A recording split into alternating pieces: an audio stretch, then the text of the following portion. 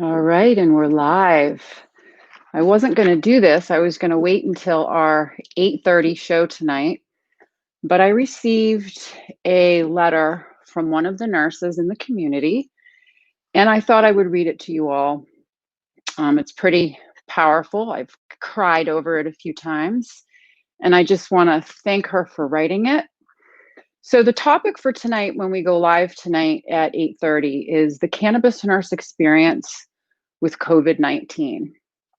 So, talking to nurses that have actually taken care of patients with COVID-19 and who have actually contracted the illness by not by direct exposure, but by indirect exposure, and then to just share with everyone what their experience was like.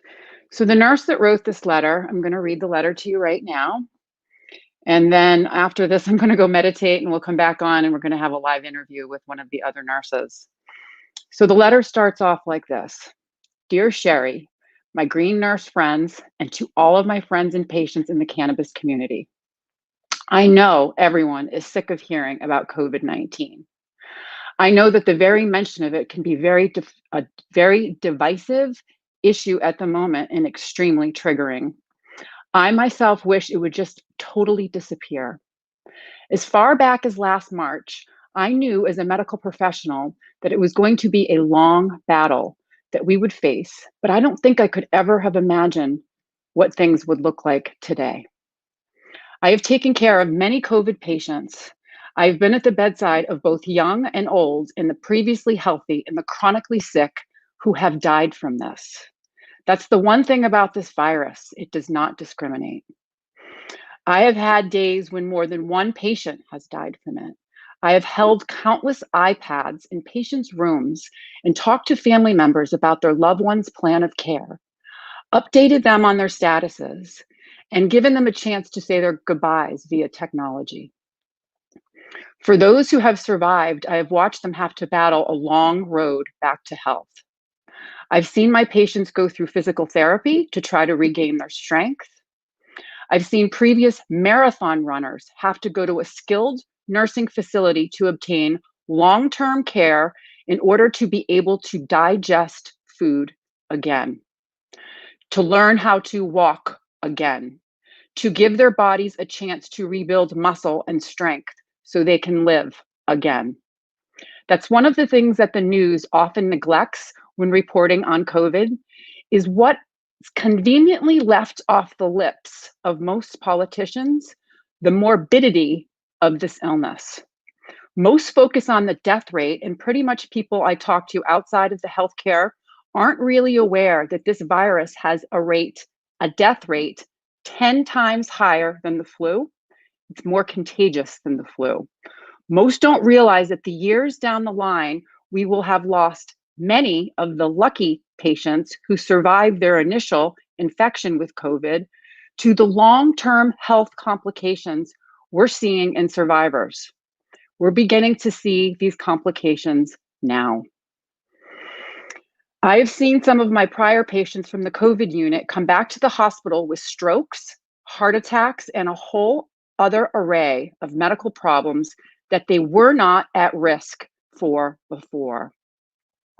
What is truly scary is that some of these patients only have had what have been considered to be a mild case of COVID. This is why those who mistakenly feel that the herd immunity would be the answer and suggest just letting the infection run wild in the population aren't truly understanding what they're suggesting. If we were to do that, we would have the worst case of overburdened healthcare system you would ever see. You would also see the death rate from this illness sharply rise and have a whole generation of people with severe health issues that would put them at risk for a younger death and a shorter life expectancy. I also have to tell you that we still have no idea of what to expect for long-term immunity after recovering from the virus. Everything about this virus so far has been extremely unusual and totally unclear. We just don't have the answers to it all yet. It's baffling to so many of us in the way it behaves. Perhaps what troubles me the most as a nurse, Besides the emotional stress of being isolated from family members as a result of working the pandemic, or the emotional weight of seeing so many patients critically ill, is the fact that so many people out there just don't believe that it's real.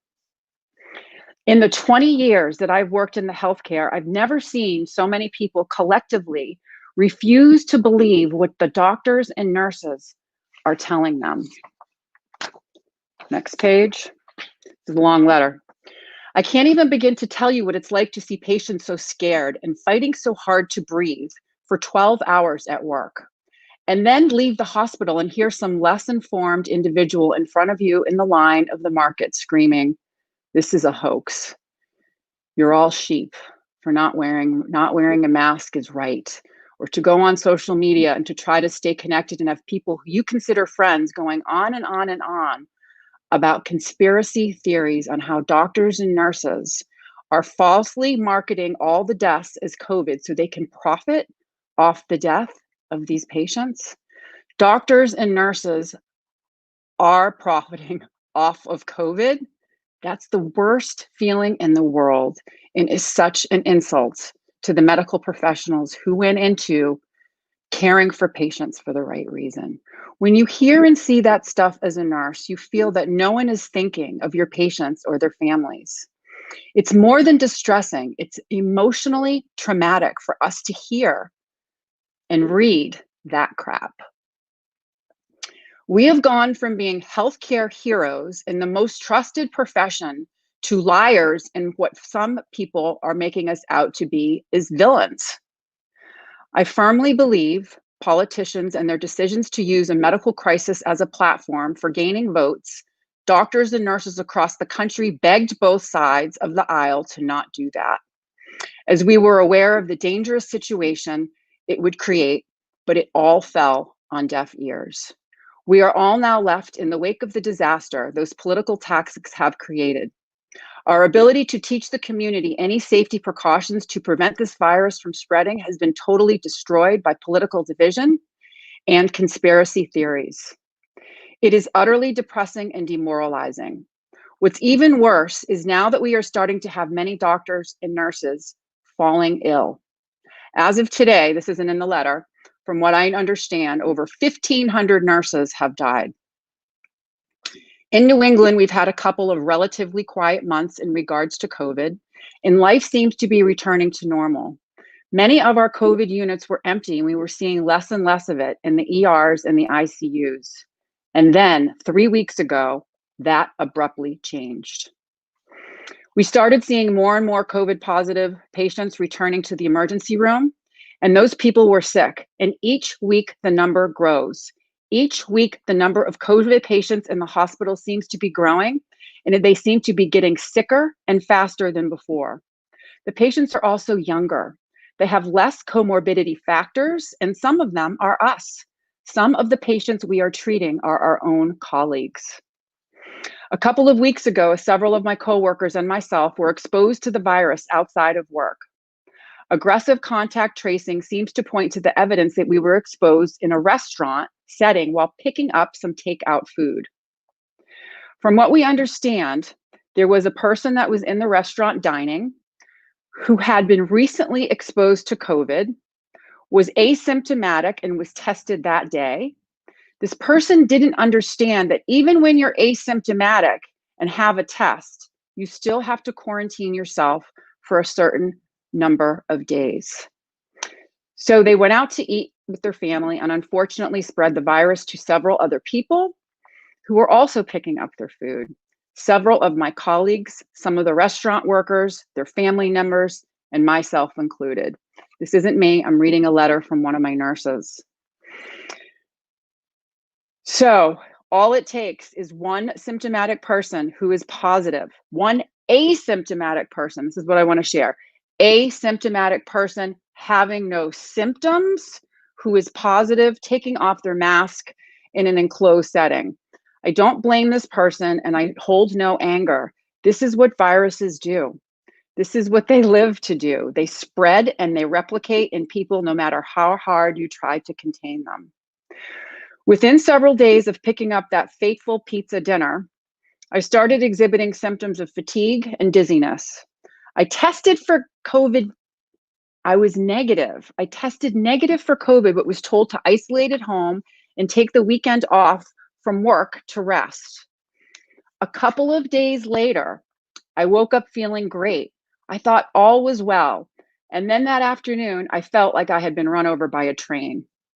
I suddenly experienced a total loss of smell and taste with zero nasal congestion. I was afraid. I was afraid I was having a stroke or some other neurological event. I felt like it was hard to focus on anything. And within a couple of hours after I spiked one of the highest fevers that I ever had, I was short of breath, was profoundly nauseous and dizzy. My head felt like it was exploding. It hurt so bad. I was then confirmed by rapid test and chest x-ray that I indeed had COVID. The last 10 days of my life have been brutal. I have received excellent care and treatment, and I am now home, but I still feel awful, and it's scary. The shortness of breath and the pneumonia from the virus gives you symptoms beyond belief. I am someone who works as a nurse 12 to 14-hour days on my feet. I am constantly active. I'm in excellent health. I'm a healthy weight. I eat very healthy. I don't smoke, I don't drink, and I don't rely on pharmaceuticals. Today, I couldn't even make it up a flight of stairs with my laundry without sitting to rest for a few minutes, and I felt like I was gasping for air. All I can do is sleep. There have been moments in the last week and a half that I have been afraid that I was failing. I have been afraid at points that I would never see my loved ones again, that I was going to die alone in isolation. Woo! That's what this thing does to you. It creates anxiety, depression, fatigue in your brain due to the lack of good oxygen blood flow. And as a nurse, you know how quickly bad things can happen for a COVID patient. I do know, in the flip of a switch. The other night, I literally sat awake for hours, waiting for my body temperature to drop to something resembling normal, so I could go to sleep without the fear of declining or getting worse in my sleep. I am told this is all normal. As I know, this is normal for an illness, but when it's happening to you, the fear is unreal. The worst part is the isolation, is the quarantine. The worst part is the isolation part of being quarantined. COVID is so highly contagious that you have to be isolated from loved ones and friends. At first, it's okay. I didn't care because I felt so ill. But after a couple of days, the loneliness and depression from that really start to add up, and you realize it's been days since you've had contact or even seen a face. Everyone you see is a medical worker who's not a loved one, and they're all covered in protective equipment. Phone calls and texts become lifelines for COVID patients. If you know someone who is going through this, know that a message to them or a call can mean all the world. I know my COVID rattled brain has rattled on for too long, but I want to leave this letter to you all on one note. If there's anything you can do, anything that you can gain from this wish, anything from this, I wish for you to do this. Please, please, please know that this is real. Know that this is real. It's no joke. This can happen to anyone, and I don't want this happening to one more person that I know. It's come back again for its second show, and it's not playing around. Now that it's cooler weather, lower humidity, and the flu virus, just to make it extra strong. Please stop listening to the division online over this. Please start listening to your nurses and doctors. And again, know that you can trust us. We don't want one more person falling ill to this. Keep you and your loved ones safe and follow the recommendations your local medical establishments are giving you to prevent infection. I pray all of you stay healthy and well. I thank you all for your support and kindness you have shown me in the past couple of days. It means the world to me. Stay well, love one another, be kind to one another. Thank you, Cheryl Benetti Naldoni, for writing this. I am extremely grateful. It is really important that people know what it feels like to be taking care of patients, what they're going through, and then all of a sudden being on the other side of the bed. And the other thing that's really compelling too is this was an indirect exposure. She was not directly exposed to anyone that had this. It was an indirect exposure. And so that's really, really scary. And then ending up in the hospital, and then the symptoms that she's still exhibiting now. So later on tonight at 8:30, I'm going to go meditate. I'm going to go meet my spirit animal. Going to meditate with Nancy Conroy. She's from Sedona, and she has a practice called I Am Wellbeing. And then afterwards, we're going to go live again with Nurse Carrie Lee, and she's going to share her COVID-19 experience, not only taking care of patients, but also experiencing the illness herself. So just to give you all a little reminder, this was a little shocking. Statistics.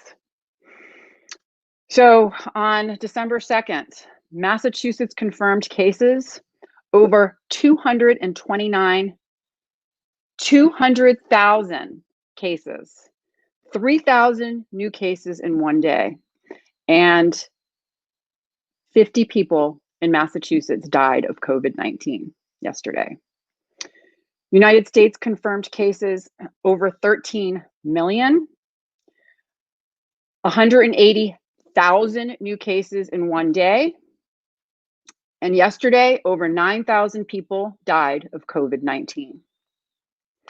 Global confirmed cases, 63 million, 500,000 new cases in one day. Over 92,000 people died of COVID in one day yesterday. So the debates over COVID, are debates. Does anyone really know? No, we don't know. But the most important thing is I want you all to think about, just go within. What's your moral compass? What do you believe? How do you want to be in this world? How do you want to show up in this world? How do you want to be remembered in this world? How do you want to make a difference in this world? And that's what I want you all to think about. Think about that. And know that we're here, that nurses care about you more than you know. The essence of nursing is human caring. And that's why we went into this. So join us tonight at 8:30. Carrie Lee has a very compelling story, her experience of working with COVID-19 patients and also experiencing the disease herself. So remember, everyone, what it's all about. It's truly about living your best life, helping other people do the same, and above all else, please be kind.